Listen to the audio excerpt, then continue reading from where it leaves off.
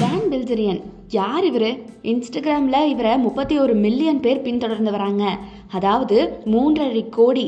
பெரும்பாலும் ஆண்களுக்கு டான் பில்ஜெரியன் மேலே ஒரு பொறாமையே இருக்குன்னு சொல்லலாம். அந்த பொறாமையின் காரணம் பார்த்தீங்கன்னா பெண்கள்.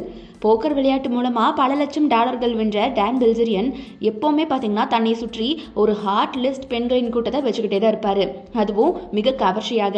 நீ போகும் இடமெல்லாம் நானும் வருவேன் போப்போ அப்படிங்கிற மாதிரி இவர் போகக்கூடிய இடத்துல எல்லாம் பெண்கள் கூட்டம் அலைப்பாயுங்க. அந்த அலை இவரே செலவு செஞ்சு உருவாக்கி கொண்டது அப்படிங்கிறது குறிப்பிடத்தக்கது. பணம் இருந்தா உன் பொண்டாட்டி மாதிரி ஒண்ணு இல்லடா, 1000 பொண்டாட்டி கிடைப்பாடா. இவர் பாத்தீங்கன்னா இன்டிமேசில ரொம்ப ஆர்வம் கொண்ட பர்சன்.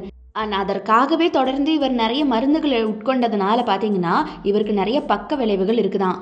பார்க்க தான் ஆள் ஆஜானுபாகவாக உடல் தோற்றம் கொண்டிருந்தாலும் கூட டான் பில்ஜெரியனுக்கு பார்த்தீங்கன்னா கடுமையான இதய கோளாறு இருக்குது. இதற்கு பல காரணங்கள் சொல்லப்படுது. இவர் நிறைய விதமான மருந்துகளை இன்டிமெசிக்காக எடுத்துக்கிறதுனால வந்த பக்க விளைவு தான் இது அப்படின்னு சொல்றாங்க. அதாவது இவருடைய இன்டிமெசிக்காக இவர் செய்யாத செலவே இல்லை அப்படின்னு சொல்றாங்க. முதல் மாரடைப்பு இவருக்கு 25 வயதிலும், இரண்டாவது மாரடைப்பு 32 வயதிலும் டான் பில்ஜெரியனுக்கு ஏற்பட்டிருக்கு அப்படின்னு சொல்றாங்க. இவருக்கு நுரையீரல் தொற்றும் கூட இருக்குதாங்க. டான் பில்ஜெரியனுக்கு கப்பற்படையில வேலை செய்ய ஒரு வாய்ப்பு கிடைச்சது. ஏறத்தாழ கப்பற்படையில சேர்றதுக்கான எல்லா விதமான பயிற்சிகளையும் இவர் முடிச்சிட்டாரு. இதற்காக 510 நாட்கள் இவர் செலவழிச்சு அங்க அவர் பயிற்சி எடுத்துருக்கிறாரு.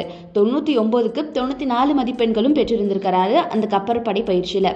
கிட்டத்தட்ட கிராஜுவேஷன் வாங்கக்கூடிய தருவாயில தன்னுடைய கமாண்டிங் அதிகாரிய அவதூறாக இவர் திட்டியதால நல்லொழுக்கம் இவருக்கு இல்லை அப்படின்னு சொல்லி இவரை வெளியே அனுப்பிட்டாங்களாம். ஸோ இந்த மாதிரி கப்பற்படை வேலையிலிருந்து கூட இவரை வெளியில் அனுப்பியிருக்காங்க. நான் இங்க யானையில போறதுக்கு கனவு கண்டுட்டு இருந்தா நான் கழுதையில போறதுக்கு கதை சொல்றேன். ஸ்முஷ்பால் அப்படிங்கிறது டான் பில்ஜெரியன் வளர்க்கக்கூடிய ஒரு பூனை. இவரை காட்டிலும் இந்த பூனை பிரபலம்னு சொல்லலாம். இந்த பூனையை பல ஆயிரக்கணக்கானோர் இன்ஸ்டாகிராமில் பின்தொடர்ந்து வராங்க. ஸ்முஷ்பாலுக்கு 3 கால்கள் தானா. உங்களுக்கு நேரம் இருந்தா ஸ்முஷ்பால்னு சொல்லிட்டு டைப் செஞ்சு இன்ஸ்டாகிராமில் தேடி பாருங்க. இந்த பூனையுடைய அக்கௌண்ட்டை பார்த்தா நேரம் போறதே தெரியாதுன்னு மக்கள் சொல்றாங்க.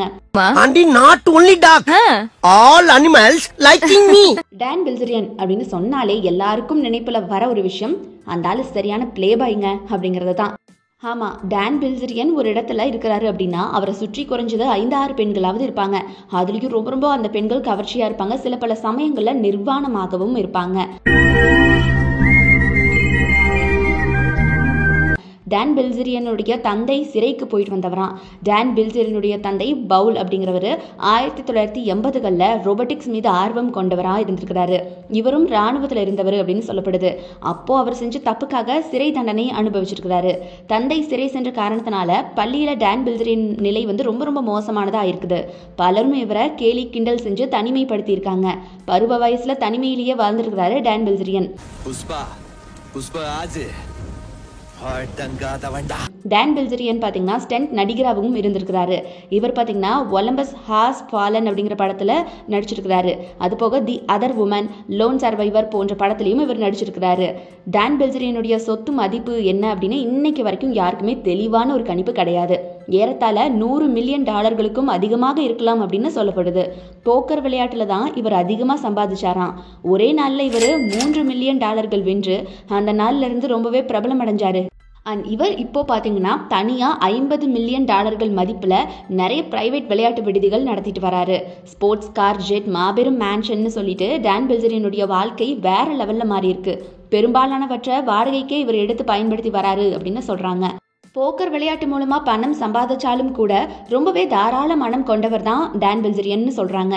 உதவி அப்படின்னு யாரு கேட்டு போய் நின்னாலும் கூட பணம் கொடுத்து உடனே உதவும் மனோபாவம் இவருக்கு இருக்குதான். பல ஆயிரக்கணக்கான டாலர்களை தாராளமா உதவிக்கு அள்ளி கொடுத்து வராராம் டான் பில்ஜெரியன். இன்னைக்கும் கூட பல ஆயிரக்கணக்கான மக்களுக்கு இவர் உதவி செஞ்சுட்டு வராராம். ராணுவ குடும்பத்தை பின்னணியாக கொண்டவர் தான் இவர் ஒரு துப்பாக்கி கலெக்ஷனையே வச்சிருக்கிறாராம். ஒருமுறை தனியா வெடிகுண்டு செஞ்சதுக்காக இவர் மீது வழக்கு பதிவாச்சு. டிசம்பர் 9ஆம் தேதி 2014 வெடிகுண்டு தயாரித்ததாக சொல்லி இவரை விமான நிலையத்தில் வச்சு கைதும் செஞ்சாங்க. இது பத்தாதுன்னு விரட்டிட்டு போனவங்க மேல உருண்டி தூக்கிறீரா, உருட்டி வச்சிருந்தான் போல இருக்கு. டான் பில்ஜெரியன் வெற்றிகரமாக ஆயுதங்களை வாங்கி விற்றுட்டு வராராம். இந்த ஆயுத விற்பனையிலும் அதிக லாபம் ஈட்டிட்டு வராராம். அண்ட் இவர் பார்த்தீங்கன்னா வாரத்திற்கு $90,000 போக்கர் விளையாடி மட்டுமே சம்பாதிப்பதாக சொல்லப்படுது. $750 மதிப்பிலான ஆயுதங்களை $10,000 விற்று அதை எடுத்துட்டு வேகாஸ் போய் அந்த $10,000 $1,87,000 மாற்றி திரும்புறாராம்.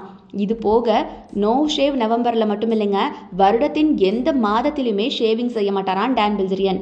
ஸோ இவருக்கு தாடி அப்படின்னா ரொம்ப ரொம்ப பிரியமா. இன்ஸ்டாகிராமில் இவருடைய தாடி இல்லாத படங்களை நீங்கள் பார்க்கவே முடியாது.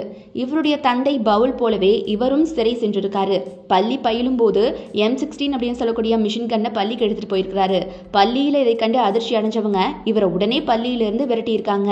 மேலும் இந்த செயலுக்காக சிறைக்கு போயிருக்கிறாரு டான் பில்சரியன்.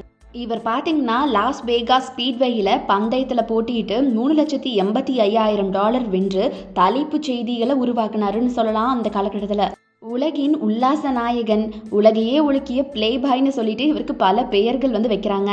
அதற்கெல்லாம் காரணம் இவருடைய இன்ஸ்டாகிராம் போஸ்ட். அதை பார்த்தாலே உங்களுக்கு தெரியும் இவர் எந்த அளவுக்கு உல்லாசமான வாழ்க்கை வாழ்ந்துட்டு வராரு அப்படின்னு. இன்ஃபேக்ட் சொல்லப்போனால் குறைந்த உடை அணிந்த, உடையே அணியாத நிறைய பெண் மாடல்களோட இவர் ஃபோட்டோ போட்டு தான் பல சிங்கிள் பசங்களுடைய சாபத்தை வாங்கிட்டு இருக்காருன்னு சொல்லலாம். அந்த அளவுக்கு தான் இவர் சோஷியல் மீடியாவில் பிரபலம். நிறைய பசங்க பார்த்து இந்த மாதிரியான வாழ்க்கை கிடைக்காதா, மனுஷன் எப்படியெல்லாம் வாழ்றான் பாரியா அப்படிங்கிற அளவுக்கு தான் இவர் போஸ்ட் போடுவார். ஸோ மிகப்பெரிய மில்லியனரான இவர் பார்த்தீங்கன்னா தனக்குன்னு ஒரு ராஜாங்கத்தையே அமைச்சுக்கிட்டாருன்னு சொல்லலாம். வாரம் உலகத்தில் பல இடங்களில் தலை சிறந்த மாடல்களோட எப்பவுமே கன்னோடும் பெண்ணோடும் சுற்றி திரிவது தான் இவருடைய அன்றாட வாழ்க்கையாகவே இருக்குது. இவருடைய வாக்கியங்கள் என்ன தெரியுமா? எப்போதும் நமக்கு எது பலவீனமோ, எது நம் கவனத்தை சிதறடிக்குமோ அதை என்றும் பக்கத்திலேயே வைத்து கொள்ள வேண்டும். இதுதான் டான் பில்சரியனுடைய பொன்மொழின்னு சொல்லலாம். அண்ட் மகான் படத்தில் வரும்ல காந்தி மகான் கதாபாத்திரம், அது சொல்கிற மாதிரி தான் நம்ம வாழ்க்கை சும்மா ஒரு பணக்காரனாக வாழ்ந்து முடிஞ்சதாக இருக்கக்கூடாது, ஒரு வாழ்க்கை வரலாறாக வாழ்ந்துடணும் அப்படிங்கிற மாதிரியான வசனத்திற்கு ஏற்றதாக நிஜத்திலேயே வாழ்பவர் தான் இவர். நம்ம வாழ்க்கை சும்மா ஏதோ ஒரு பணக்காரனா வாழ்ந்துட்டு செத்தவனோட வாழ்க்கை இருக்கக்கூடாது, வாழ்க்கை வரலாறாக வாழ்ந்துடணும். அண்ட் டான் பில்சரியனுக்கு கல்யாணம் முடிஞ்சிருச்சுன்னு சொல்லிட்டு இன்ஸ்டாகிராமில் ஒரு போஸ்ட் கூட போட்டார். அதாவது மனக்கோலத்தோட ஒரு பெண்ணோட நிற்கிற மாதிரி ஒரு புகைப்படம் ஒன்று பதிவிட்டார். அதோட கீழே பார்த்தீங்கன்னா ஒரு வழியாக நான் இதை செய்துட்டேன் அப்படிங்கிற மாதிரி ஃபைனலி அப்படிங்கிற மாதிரி ஒரு போஸ்ட்டு. ஸோ ஆனால் அந்த போஸ்ட் எந்த அளவுக்கு உண்மை அப்படின்னு இப்போ வரைக்கும் நமக்கு தெரியல. இந்த பதிவு இணையத்தில் பெரும் வைரலாக பரவுச்சு அந்த காலகட்டத்தில். ஒரு பக்கம் டானுக்கு ரசிகர்கள் தங்களுடைய வாழ்த்துக்களை கூறி வரக்கூடிய நிலையில், மறுபக்கமோ இது ஏதோ சினிமாவிற்கான காட்சியாக கூட இருக்கலாம் அப்படின்னு பேசிட்டு வந்தாங்க. அண்ட் இவருக்கு ஏகப்பட்ட பேருங்க. பிளேயர், சோஷியல் மீடியா இன்ஃப்ளூயன்சர், பிளேகார்ட், இந்த மாதிரி பல அடையாளங்கள் இருக்குது இவருக்கு. இன்ஸ்டாகிராமில் எப்போவுமே விதவிதமான மாடல்களோட தான் வாழ்ந்துட்டு வராரு, புகைப்படங்களையும் போட்டுட்டு வராரு. இணையத்தில் சிங்கிள் பசங்களின் சாபங்களை சராமாரியாக இப்பயும் வாங்கிட்டு வரவர் தான் இந்த டான் பில்சரியன். அண்ட் நீங்கள் என்ன நினைக்கிறீங்க? டான் பில்சரியன் வாழக்கூடிய இந்த வாழ்க்கை முறை சரிதானா? அவர் பணம், அவர் ஜெயிச்சாரு, அவர் வாழ்றாரு அப்படின்னு நீங்கள் நினைக்கிறீங்களா? இல்லை வாழ்க்கை ஒரு முறையாக இருந்தாலும் கூட வரையறை இருக்கு இல்லையா அப்படின்னு நினைக்கிறீங்களா? இதை மறக்காம கமெண்ட் பாக்ஸில் கமெண்ட் பண்ணிவிடுங்க.